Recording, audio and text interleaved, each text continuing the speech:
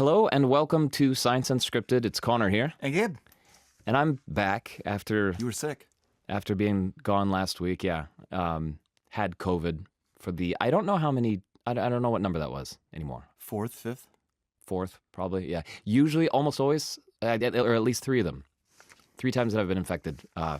It's been after the carnival season here in Germany, which makes sense. You're in these large, humid tents full of recirculated air and people moving around in, close proximity. Breathing on each other. Yeah, so that's kind of my fault. It is behavioral. You're becoming a carnivalist, would be the term for people who love carnival and practice carnival and go to carnival parties and love the music. If I can, try to provide a good argument for it, I think psychologically that desert of fun between Christmas and Easter, at least where those celebrations are celebrated, there's like this gap that's too long. In January and February, they can be really tough, kind of gray, kind of bleak, depending on what your weather is, what your climate is. And carnival is your oasis then, to continue with it's a bright metaphor? Yeah, it's a bright candle or a lamp in the middle of that darkness, and once you get on the back end of it, Easter is right around the corner. And then you got COVID and spent, a week at home? Yeah, playing video games. I downloaded a new blockbuster video game and got as far as I could get with my very limited video gaming skills. I'm just not, I ended up giving up because I'm just not very good. I don't have enough time. What kind of effect did it have on your well-being? Playing a lot of video games, spending some hours playing video games? It was fun. It's fun but for me, it will always feel like a guilty pleasure. I don't know why it feels that way. It feels like I kind of could be doing something else more productive. I hate even saying that because I know that's not true, but that is what I feel, especially after 2 or 3 hours straight of it. I get done and I'm like, what was that? What did I just even do? Yeah. I opened up a new area of the map and I beat a couple of characters with this new, magic curse that I didn't know before. But who cares? Like, that's how I feel. Yeah. The only reason I asked is there was a little bit of research done at Oxford University on this very topic, and they found that they were looking at 703 gamers, and what they found was that the number of hours that these people played had no effect on their well-being. Oh, it wasn't so they could the go number higher, of hours. They could go higher and higher. It doesn't matter how much you played, but what did matter with regard to your mood and well-being, and is this having a positive effect on you as a person, was how connected you felt to the game and the extent to which you felt that it fit into your life. There you go. That part. For some reason, I don't know why, but it doesn't feel like video games fundamentally fit into my life. And it may be because I have, like a lot of parents out there, like you, working full-time and having children as well, you don't have much free time. So when you go all in on a video game, you're wasting it. You have the feeling that you're wasting it. Yeah. I could be doing so many other things.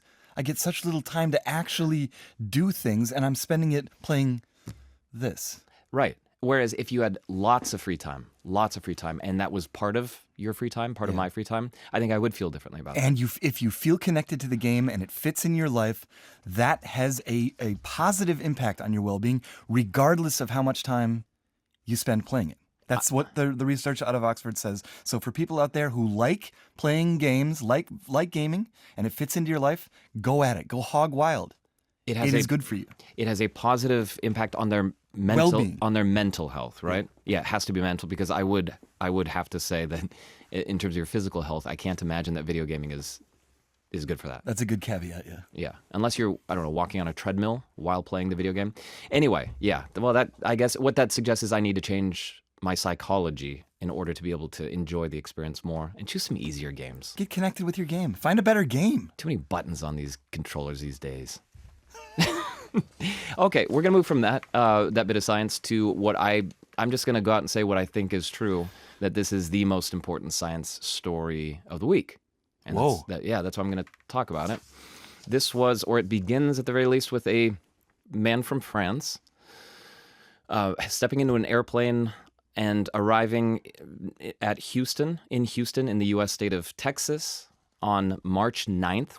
We just found out about this yesterday. That's when the story hit the press, but tried to fly to Houston on March 9th. He works for France's National Center for Scientific Research. That's a publicly funded institution.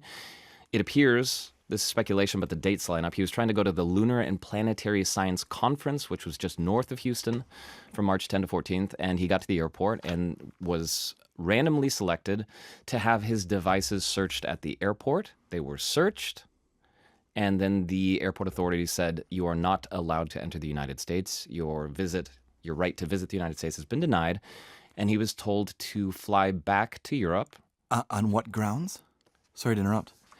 On the grounds that, and I'm going to quote the French Minister of Higher Education, this is and research, this is Philippe Baptiste. He said the measure was apparently taken by the American authorities because the researcher's phone contained exchanges with colleagues and friends in which he expressed a personal opinion on the Trump administration's research policy. This minister was quoted by the AFP, a French news agency, and was published in Le Monde. This is a French newspaper that has an English language edition. Yep. That's where I'm accessing this information. A diplomatic source later told the AFP, this French agency, that authorities found messages that, quote, express hatred towards Trump and can be qualified as terrorism. Now, those two things are very different. Okay. Hatred towards somebody and terrorism. So is this story because he was a researcher or because he said, I hate Trump on his phone at some point in time, if that is the case? The latter. Okay. So this means because he wrote on his phone, I hate Donald Trump, or something to that effect, the American authorities found that, therefore you can't enter the country. Correct. That appears to be the case. The reason we're talking about this on this show is because he happened to be a scientist who was going to a conference, a science conference, planetary research, and who works for the institute, for a publicly funded institute in France. But this could have been anyone, theoretically. But here, the reason I bring it up on this show is this is an example. I think a lot of people have followed various news stories out of the United States on measures being taken by the current U.S. administration that have a negative impact on science, this could be anything from climate research to U.S. projects, aid projects around the world that have global health policy implications. I've heard the word brain drain thrown around. There's going to be a brain drain. The academics in the U.S., the researchers in the U.S. are going to search for jobs elsewhere. One of our colleagues here in the science department at Deutsche Welle has reached out to the big four scientific institutions in Germany, Max Planck, Helmholtz, Leibniz, and Fraunhofer, to corroborate that, to see whether American researchers are reaching out to or filing applications for jobs at German institutions. Will find that out. Yeah, I think that's what I'm trying to say is it's connected to that. But there are two things happening in two different directions. One is the cutting of federal budgets and grants for people who are in the U.S. who are doing scientific research, and then the money dries up and you're out of a job or you're directly fired and you're going to be looking for jobs elsewhere, right? But that's like an internal domestic fact. I think what's being ignored, or the reason I call this, or I'm claiming that this is the biggest science story this week, is now you see it from a different direction. Here you have a chilling effect on people who would normally try to go in and to do good work that happens to be taking collaboration. Collaboration there. You can make the argument this event, this Lunar and Planetary Science Conference, also had a digital component. You could have just done it online, stay in your home country and be part of it. But anyone who's been to a conference knows a lot more happens when you meet people face to face. There's a reason this stuff works this way. I will also add here kind of two more points. One is that I highly recommend, for all of you out there, there's the Max Planck Institute here in Germany has published an interview with their director of the Max Planck Institute for Meteorology. And the title of the piece is, I'm at a total loss for words at how hostility towards science has escalated in the U.S. Again, this is connected to... This is the head of the Institute for Meteorology here in Germany? Yes, at the Max Planck Institute. And he's speaking with regard to hostility in the U.S.? How does he know about... Towards science, it's worth reading. A lot of it is connected to climate research and all of the knock-on effects that's going to have on his own work. But here is the part that stuck out with me. He said he mentioned to a colleague that there's going to be a symposium here in Germany to mark the Institute's 50th anniversary. I think he means the Institute of Meteorology. Yeah. His response was, well, he wasn't sure if he'd still have a job by then. He sounded deeply frustrated and demoralized. And then he goes on to say, the same colleague has now asked me to use his personal email address for communication because his government email is no longer secure. The implication was clear, quote, who knows who's spying on me? I've only encountered such concerns before in exchanges with Russian colleagues. But now, even in the United States, we have to ask ourselves, is it safe to send this to a government email address? I'm going to take a step back from what he is saying. This is, by the way, Joachim Marotzka is his name. And just add, because I think sometimes it is of interest to the people out there listening, that this has a personal element as well for you and for me. We're talking about it at lunch. I have to ask myself, for example, when we plan to travel to the United States next, the plan is to travel there this summer, whether my own wife may have sent something, communicated something on her phone somewhere, and that if she's chosen at random as we try to travel to the United States, that could cause a problem. Again, very unlikely. And then I also have to ask myself, does saying this into a microphone on the air increase those chances? It's just very, very, very concerning. Yeah. It's something that European scientists, European researchers are paying attention to. I saw a comment from the UK saying that one of the scientists there who would have typically traveled with his team to the United States for conferences is not going to do that because of the national backgrounds of some of his team members. He can't be certain anymore that flight is going to work well. So a very small news story or event from Houston, Texas that has a lot of ripples coming back toward Europe and changing the way people think about going to the U.S. to do research there. Ripples that hopefully won't become bigger waves at a later point in time. I think we don't know where this is going.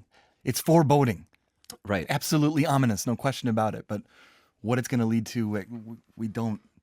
No, but I think being aware, that's why some of you will have seen this news story. Many of you won't. And I don't think it should just be, passed over as one of those news stories. This is a pretty shocking one that I think it's good to be informed about and to have an opinion on.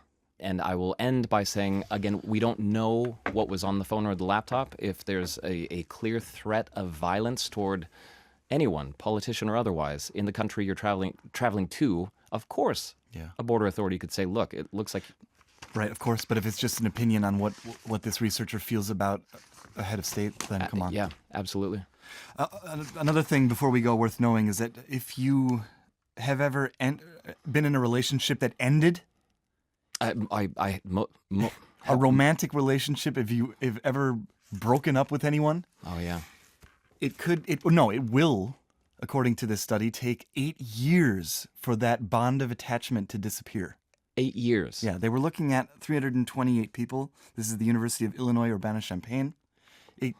For these 320, on average, it took 8.5 years for the bond to disappear. 4.18 years. I love how it makes me feel like these people are isotopes. They were looking at the amount of time it took for the bond to dissipate by half or vanish by half.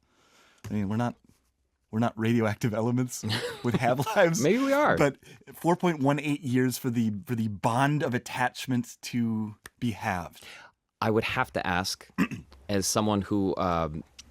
do you remember those days back in grade school when people would be quote unquote together, boyfriend girlfriend, or boyfriend girlfriend? Emily Piet, Edie Cashel, absolutely. Yeah. For a day or 2 days or 3 days, right? And so mine with Emily lasted a couple of weeks. Yeah.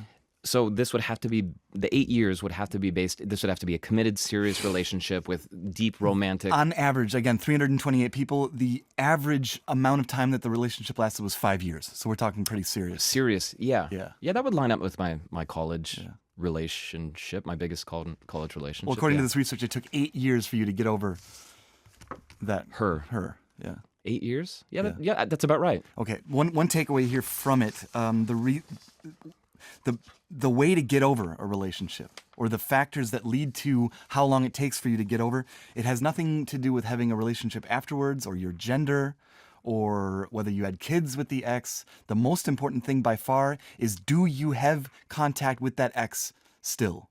Oh, meaning are you still in contact with that ex somehow? It's better to be in contact. No, it's better to cut it off. Cut it off. Cut it off. Absolutely cut it off. It's going to hurt at first, but it will lead to that bond of attachment going down to zero. That is exactly how that person becomes a stranger. That is exactly how it happened eventually. With me. That's funny. Very, very last thing here, because we usually start this show with emails from all of you, and we've gotten tons, and we just jumped right into the science this time. I'm going to That's end. right. We forgot the emails. Yeah, I'm going to end with one, or by paraphrasing it, one of our longtime listeners, you know who you are, emailing us about the discovery of a further 128 Saturnian moons. So the Saturn, that big planet with the ring around it. How many moons are in our solar system? 400, more than 400. Okay. You can go to Wikipedia and look at all And now 400. we have 128 more? I believe the Wikipedia has been updated to reflect the new 128. Oh. This was research from Taiwan, Canada, USA, and France, and they were using the Canada-France-Hawaii telescope to look out there. And what they saw were quote-unquote irregular moons, roughly a few kilometers in size. My question then was like, wait, I'd never thought about that, but what's the smallest a moon can be? Right? Because Saturn has all these ice blocks. That's what the ring is. Ice blocks, rocks, dust. Right? What qualifies a moon? When is it not a moon? Yeah. No answer. The International Astronomical Union does not have a definition. Huh. It's kind of seems like if you can see it with a telescope, and it's kind of like these a few kilometers in size, that apparently is a moon. And So wait, what is a moon? If I'm revolving around you all day long, am I a moon? Am I one of your moons? Yes. Or if you're small enough, you'd be a moonlet. Moonlit. That's another word that was relatively new to me. Anyway, why did one of our listeners send this to me? Well, there was a link to one of the astronomers, and her name is Sam Lawler, and she was talking about how she accidentally discovered this. She was trying to aim the telescope at the Kuiper belt. This is like an asteroid belt, but out beyond, kind of Pluto and beyond. And then accidentally, Saturn crossed the path. She hadn't really been planning that. And she, astronomer Sam Lawler, is from Regina. No. Regina, Canada. Anyone who has been listening to the show for the last couple of weeks knows exactly why that's relevant to us and to this show. And so thank you. Thank you for linking us back to that Canadian city. Enough said. Anybody, what do you guys have to say about anything we've said today? su@dw.com. Please get in touch. Des corps fades, il se balade d'humeur exécrable, arbore un vulgaire sourire de façade, les pieds traînent souillés, mouillés, son humeur se dégrade. À la vue de l'état des rues, des trottoirs crades, il voit des zombies sombrer, inévitable noyade, vent pollué, broyé, l'époque est malade. Dans ses oreilles coule le jazz, des bulles de black sad, écriture limonade, poésie, un brin maussade, bande originale d'un jour malheureux. Relationships. That was one of the topics that we had. I was talking about how long it takes to get over a breakup 8 years. or get over your ex. What if your relationship that you got going right now is kind of on the rocks? You're feeling lonely in that relationship. Is there anything you can do about it? And what does gratitude and forgiveness play in that? We're going to hear from Chalom Leavitt now from Brigham Young University. Science Unscripted. I'm Chalom Leavitt. I am an associate professor at Brigham Young University, and I just studied recently couples who were lonely and looked at how that impacted their relationship and their sexual relationship. And Shalom, what was the primary conclusion of that study? Well, first of all, that loneliness is really powerful, and we all feel it in our relationships at times. The main finding was that if you can be more forgiving and feel more gratitude, we see a big buffer for the romantic relationship, not so much for the sexual relationship. Real quickly, can you just define what loneliness in a relationship means? Because I think for some people out there, not everyone, but some people might be thinking, well, that's kind of contradictory. You're in a relationship. How are you lonely in a relationship? Oh, it is so easy to be lonely in a relationship. And I think that most people would agree. When we actually ask this question, I would say the majority of our participants will say, yeah, there are moments where I have been lonely in my relationship. And that's understandable because we know our partner can only really fulfill about 60% of our needs for connection. So we have to have other connections. But at times in anybody's life, we're going to have moments where we're feeling lonely, where we can actually have both partners reporting loneliness. And so loneliness in a relationship is really just where I'm feeling a little unseen. I'm not feeling the connection that I would like to feel. And so it's pretty subjective, right? I'm the one deciding whether or not I'm lonely. It's not that I'm always by myself. I can be lonely in someone else's presence. And so, yeah, we know from relationship research that people absolutely feel lonely in relationships. And what does loneliness feel like inside of, if you're in a relationship? What is a telltale sign based on this feeling that I've got right now? I'm lonely right now, and I need to do something about it. What is it? Yeah, maybe you're in your head a little bit more. You're feeling isolated. Maybe that you can't talk to your partner about whatever negative feelings you're experiencing. You're feeling distance, right? So I would say how most people who are single or who aren't in relationships, we feel that way outside of a relationship. The truth is, we can feel that inside a relationship as well. It's a bit of a problem that we have all come to believe that we shouldn't feel lonely if we're in a relationship. That's actually something we need to be able to admit and then talk about. This experiment, or this study rather, was not an intervention. You didn't force people to try to become more grateful or to forgive more. But I do believe personally that is possible, because I know, if you're writing like a Valentine's letter or anything where you're forced to actually list why you love someone, the reasons you do, it like recharges that. I do think it has that effect. So my question is really, for our listeners out there, can they generate it out of nothing? Like, is there an exercise they can do to forgive and be grateful for their partners more? Yes, absolutely. And there's a researcher named Frank Fincham who has actually done experiments like that. And yes, it absolutely does change. And I'm going off of memory here, but it seems to me it had a lasting effect, at least for a few weeks, that if I would practice being more forgiving, that's what he was studying, does it change my relationship quality? And yes, it did. Gratitude and forgiveness don't help the sexual relationship. That's right. Why not? Why would those two things, those two phenomena, help a romantic relationship but not the sex? I think it's because these are two virtues or qualities that are wonderful, and we know pretty powerful, right? It helps the relationship. But sex is something that is pretty complex and even more intimate than just your general romantic relationship. So if there are struggles in sex, we know there has to be a pretty potent solution to really impact. And what we saw was that gratitude and forgiveness just aren't quite potent enough. They certainly help the relationship, but not the sex. So if forgiveness and gratitude don't improve sex, I'll ask a question that I think everyone is wondering. Shalom, what does improve it? I am also a mindfulness researcher, and so that was the next thing we looked at. Does mindfulness, and specifically, does mindfulness during sex, which we call sexual mindfulness, does that help the sexual relationship? And the answer is yes, it does. And so what that really means is when I'm lonely and I'm feeling pretty isolated or unseen, can I pay attention to how it feels when my partner touches me during sex, or the emotions that I'm experiencing?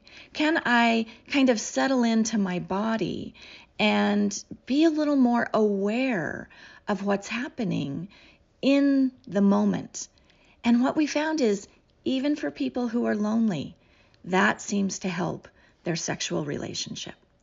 It's just a way of being even more present in this very intimate experience with your partner. And your partner has to be on board with that? They have to know this is happening and they're maybe doing the same thing? Or can it be one-sided?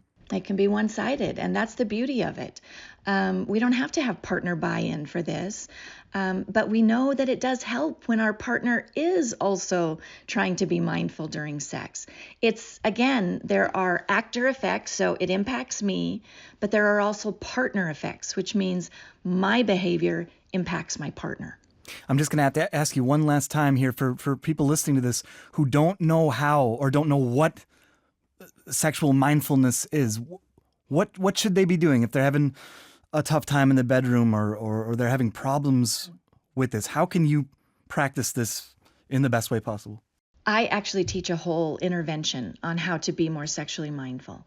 But the basic idea is that if I can start practicing being mindful at work, as I'm walking along the sidewalk, as I'm eating, then I can start applying that same sense of being present in the moment to my sexual relationship. So I can slow down my thoughts. I'm not thinking about, what I need to get done, later in the day, or I'm not thinking about the goal of orgasming, right? I'm just staying right here in the moment. How does it feel when we kiss? How does it feel to just be this close to one another? How am I feeling emotionally, right? If I can slow down and just pay attention to this moment, right? Just this touch, then I can free up in my mind room for greater connection. It's really a process that you have to learn. So it's not going to happen like magic on the first time you try, but you will get better at it. And so people who can be more present in sex will feel greater connection, and the loneliness will have a little bit less of a negative impact. That was Chalom Leavitt speaking to us from Utah. Yeah. Lots of, I think, practical tips for people out there. And I'll just leave that there for now and go on to saying what I think was the most interesting thing that happened after our interview with Chalom. We were talking to her about publishing this. Yeah. And she suggested, well, I could also publish it on Instagram where I have an account and something Scotland. It's like, okay. And then I asked her, I was like, well, do you have a Scottish team of researchers? I didn't see that in the study. Were they also involved in the study? No, it's not a research team. It's that we have a castle. A castle. Yeah, she shared some personal information about how it's been her dream to buy and restore a castle, and that's exactly what they've done. And now you guys can check it out if you want. What is the name of? It's Knockderry, one word. Knock, like you're knocking on a door. Derry, Knockderry Castle. It's in Scotland. It's absolutely gorgeous. It's right on the water. Take the tour. And if you're anything like us, you will immediately, after this really fascinating interview, spend the next 30 minutes looking at pictures of a castle and imagining what it's like to try to restore a castle like that. That was an unexpected twist on the back end of this wonderful conversation with researcher Chalom Leavitt. No, we'd be happy to hear your thoughts about the castle, but also if you have tried well-being in your sex life. I'm genuinely interested in what effect that has. This is what you want. What do you want them to say, Gabriel? I'm just interested. We all are. And then, if you do decide to send that, we'll have to decide what to talk about, what can be talked about on the air. In addition to that, have you tried forgiveness? Did that work for you? Have you tried gratitude? Did that work? Are you lonely? I think that's underestimated. How many people are in relationships and from the outside you'd think, wow, they're, Yeah, use this parasocial relationship that you have with us to tell us about your loneliness. Yeah. su@dw.com. Science Unscripted. Lying here in the dark tonight, I'm holding on to your precious light as I wait for the morning.